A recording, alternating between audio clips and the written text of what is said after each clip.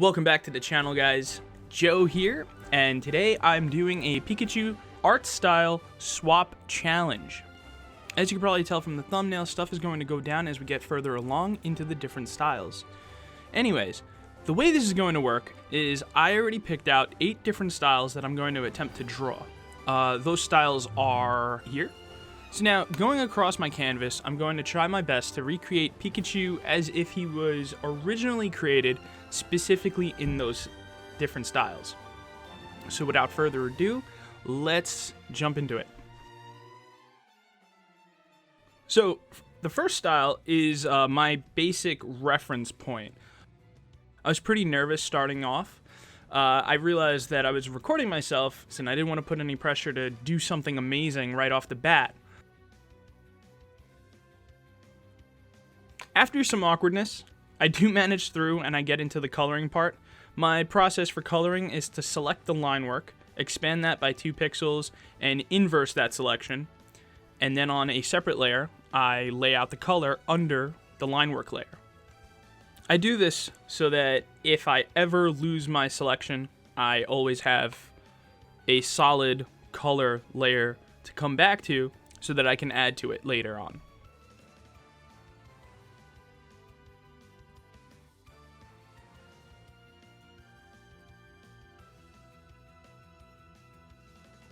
So when it comes to the background, I will admit I suck. My drawings are always character focused, so I never have had to worry about making a background. When I'm sketching in my notebook, there's really no need for a background there, and so I'm just not good at now having to do something like that. But for this project, I knew I had to do something because I didn't want to just leave these finished pieces on a white background. At the end, I do like the way this one came out, but something also makes me want to move away from it as soon as possible. So the Disney version of Pikachu, I decided I wanted to go with a cute and fluffy type of design. I wanted to make another experiment that Gantu created that would have been that universe's version of Pikachu. He's kind of shy about his powers. Like, he knows that if he touches you, he creates any kind of static with his fur. It's gonna shock the hell out of you.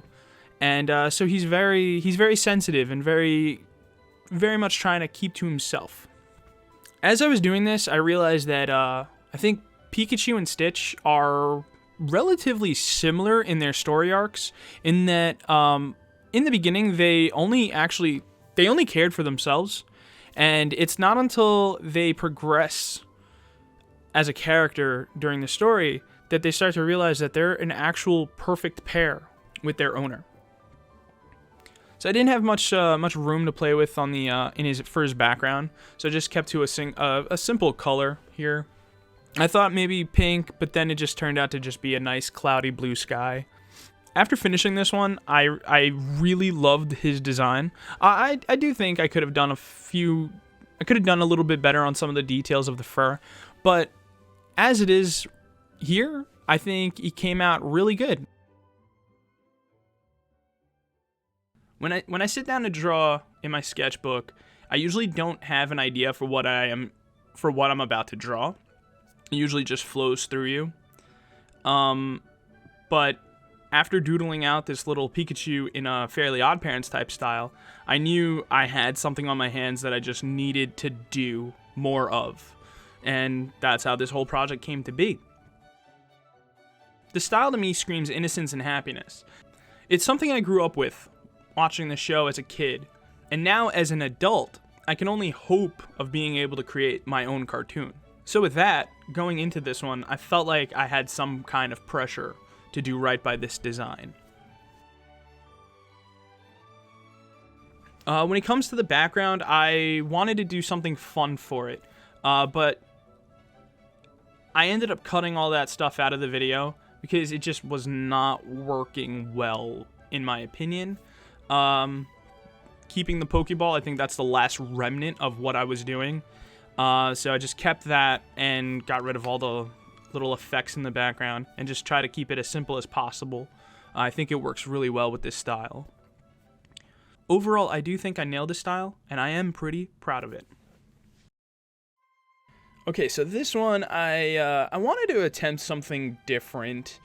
In my original sketch, I had drawn out my own little unique style of a Pikachu, but translating that into a digital line work just did not work out. I probably could have worked on it a little bit more and made something nice, but I definitely dropped the ball on this one. So while coloring this one, I did try to implement some of the things I had learned up to this point. I spent a lot of time trying to figure out how I wanted to make the trees in the background, but I ended up blurring them out into the background because I just was not happy and I did not want to start over. I knew I was going to hate at least one of the drawings here, and if this is the only one, then I am fine with it. So, going into the sketch, I knew I wanted to do something with the horror genre, but my personal tastes couldn't achieve anything I was actually happy with. All the sketches I attempted just were not coming out well. And so in the end, I decided the closest I could take Pikachu into horror was as a gremlin. So this one turned into the one I ended up having the most fun with. Once I got the line work done, I didn't really have much of a plan of how I wanted to do the coloring. I know what I wanted to do with the skin, but I didn't think I'd be able to actually pull it off. Once I layered on the colors, I started tweaking the levels to dilute the saturation, and you'll see throughout the video that I end up doing this a bunch of times because I just could not figure out if I wanted him to be yellow or dilute it into a more greenish color, which I think at the end is what I ended up finding a nice medium. As it progressed with the piece, it did take on a life of its own.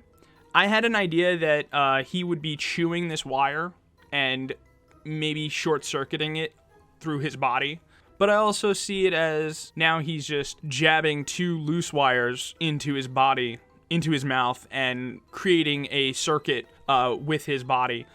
Either way, I think it tells a funny enough story that kind of fits into the world of the Gremlins.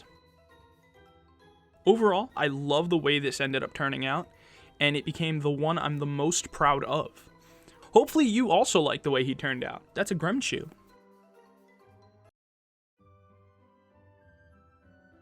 So for the IRL style, I wanted to take a simple prompt. What does Pikachu look like if it existed in real life? So the line work here was pretty simple. I started with a triangular shape, and then line worked fur over that as a separate layer. Then I erased any of the lines that were underneath that I didn't need. So I'll be honest here, I had no idea how to achieve a realistic coloring style.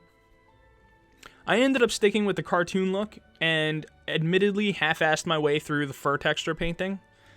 With more practice, maybe one day I'll be able to do something really cool for an IRL style, but for now, this is where I'm at. In the end, I figured out how to make a nice little glow effect around the whiskers, and I was pretty happy with how that turned out. It's not until at the end that I figured out how to do something really cool with the whiskers, and so until then, this is how I'm gonna leave it. And I will say I'm pretty happy with how that turned out. If you just ignore the everything above the eyes. This is an absolute favorite of mine. I'm a huge Dragonball Z fan, and it's the thing I drew the most of when I was growing up. So when I had to decide on a style for this project, this one was at the top of my list to do. I found a neat reference of Vegeta striking his classic arms crossed pose, and I think that added a dynamic of snarkiness to Pikachu that I absolutely love. The attitude in his face makes me think that Pikachu is facing off against a massive legendary Pokemon, and despite being completely outclassed by it, his ego will never let him stand down. Overall, the Dragon Ball Z style of coloring is pretty simple. Just shadows going around adding to defining muscles. I think it's pretty simple style. It ends up fitting Pikachu pretty well.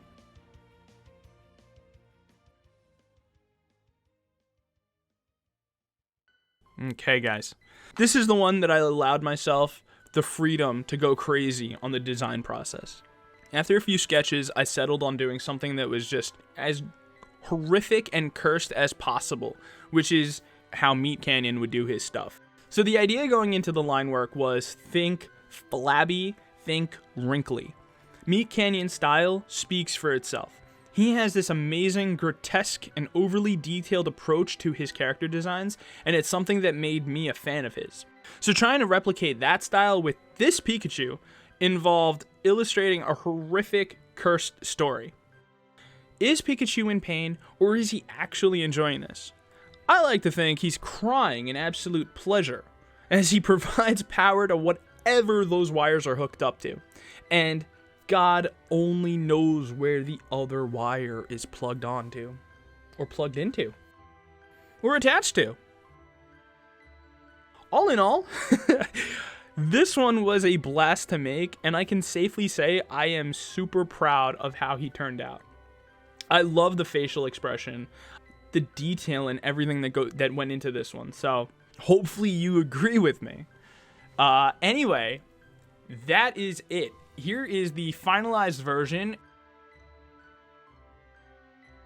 All in all, that is the 8 drawings of Pikachu in different styles. I think for the most part, this project was an absolute success. These are some of my favorite drawings I've ever done. Even though there are also a few I'm not so happy with, it does show where I am as an artist, and I definitely see where I should focus on improving. Overall, as a first for myself, this project was absolutely fun to do, and I plan to do more. So hopefully you guys are willing to push the like button, and maybe even subscribe. And if you have a suggestion for characters you would like to see me attempt to style swap, or even suggestions for styles to attempt, let me know in the comments, because that could only help this channel grow, and that would be awesome if you guys could help that out. So thank you for sticking around up until this point, and until next time, peace.